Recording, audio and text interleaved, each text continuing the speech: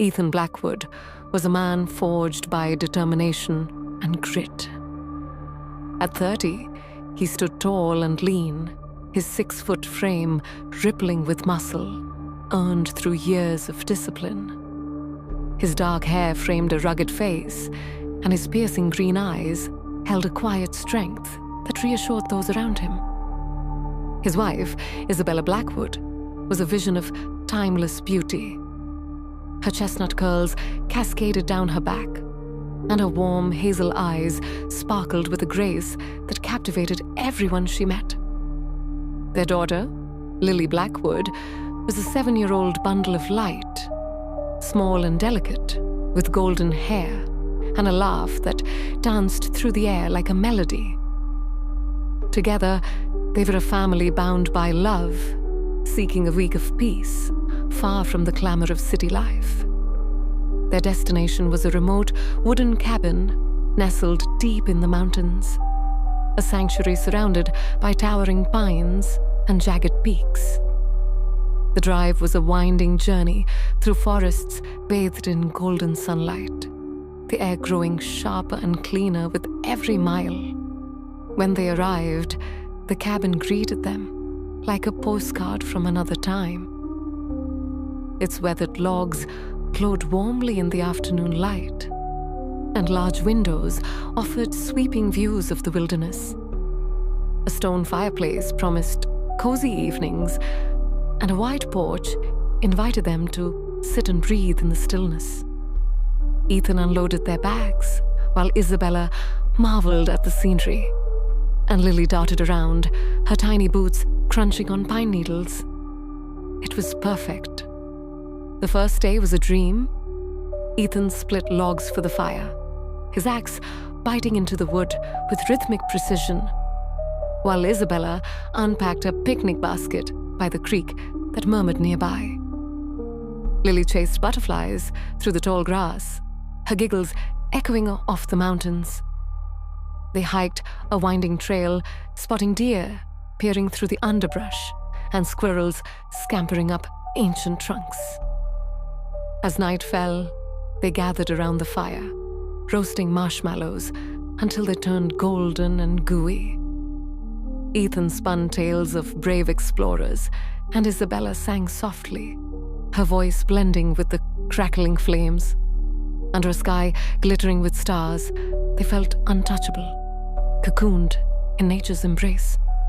But paradise has a way of unraveling. The second morning dawned, cold and grey.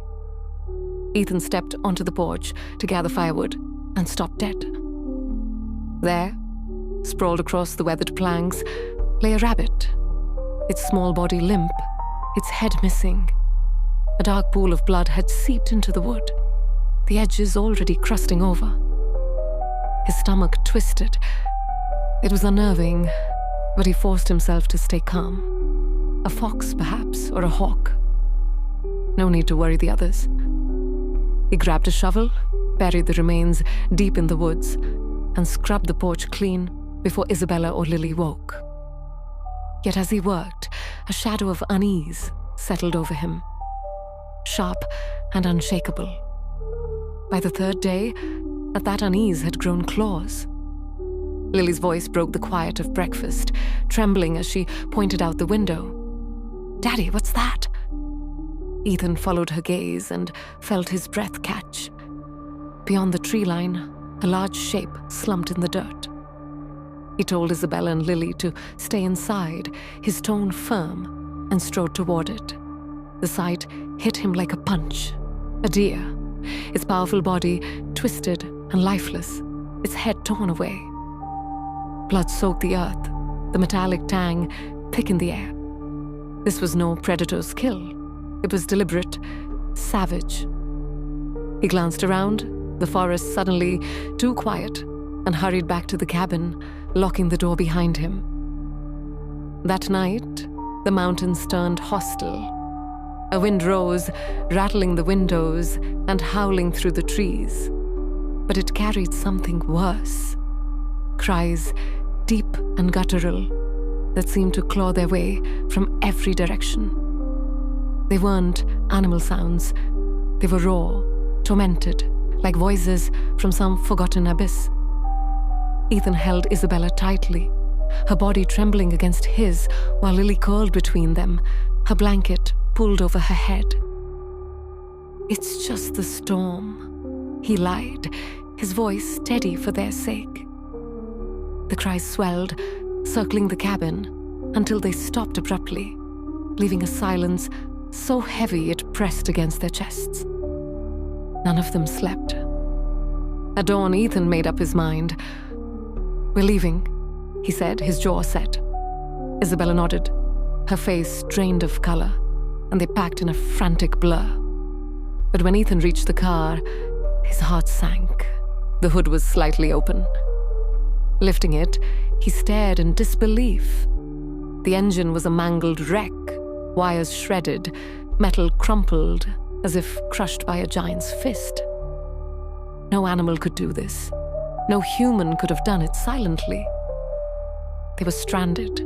The fourth day draped the cabin in a shroud of dread. The mountains, once majestic, loomed like a cage, their peaks blotting out the horizon. Lily clung to Isabella, her bright eyes dulled by fear, while Isabella's hands shook as she tried to braid Lily's hair, whispering reassurances neither of them believed. Ethan paced, his mind racing for a plan, but the beauty outside mocked them now. The pines stood like mourners at a funeral, and the creek's babble sounded like a taunt. As dusk approached, Ethan stepped outside to gather more wood, the axe a comforting weight in his hand. The air was unnaturally still, the forest holding its breath.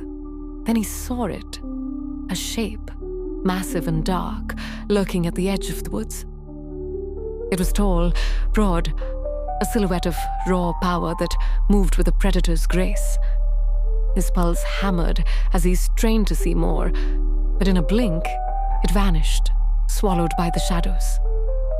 Ethan was strong, fearless in his own right, but this wasn't about him. It was about Isabella and Lily. For the first time, terror sank its teeth into him, not for his life, but for theirs. Night fell, and sleep was a distant memory. They sat in the living room, the fire's weak glow casting jittery shadows on the walls. The wind returned, growling low and deep, a sound that vibrated in their bones. Ethan gripped the axe, his knuckles white, while Isabella clutched Lily, her lips moving in a silent prayer. The growls built into a chorus of menace, then stopped. 10 seconds of pure, suffocating silence. Then 3 soft knocks rapped against the door. Knock, knock, knock. Slow, deliberate, a mockery of civility. Ethan motioned for them to stay back, his heart pounding as he faced the door. The axe felt heavy now, but he held it high, ready to fight. The silence stretched, each second an eternity of dread.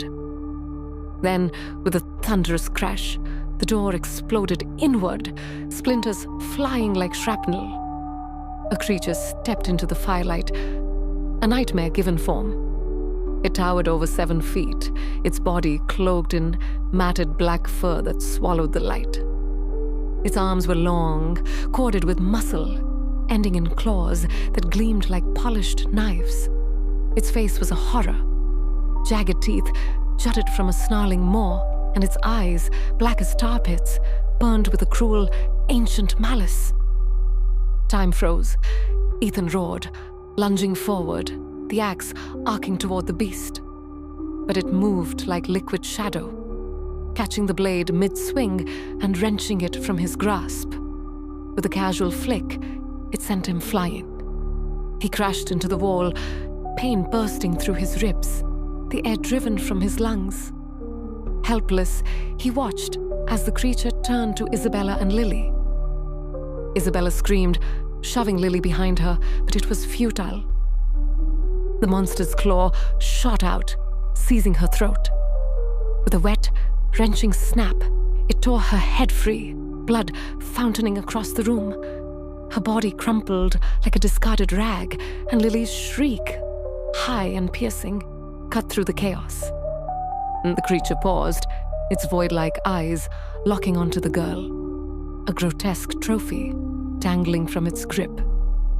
Then without a sound, it turned and strode into the night, Isabella's head swinging at its side. Ethan dragged himself to Lily, his body screaming in protest. She collapsed into his arms, sobbing, her small frame racked with grief. The cabin reeked of blood, the warmth replaced by a chill that seeped into their souls. But the horror wasn't done. For days, they barricaded themselves inside, surviving on scraps, the creature's growls haunting every night. Ethan knew they couldn't last. On the 7th day, he made a choice. He sharpened a broken axe handle into a spear, kissed Lily's forehead, and hid her in the attic. "Stay quiet," he whispered, praying it would be enough. As darkness fell, the growls returned. Ethan stepped outside, the moonlight cold on his skin. The creature waited, its eyes glinting with hunger. He charged, spear raised, but it met him with brutal force. Claws ripped through his chest, blood soaking the ground, yet he fought on, driven by love. It wasn't enough. A final blow sent him sprawling, his vision fading as Lily's scream echoed from the cabin. The last thing he saw was the creature stalking back toward the house, its shadow swallowing the light. And then, nothing.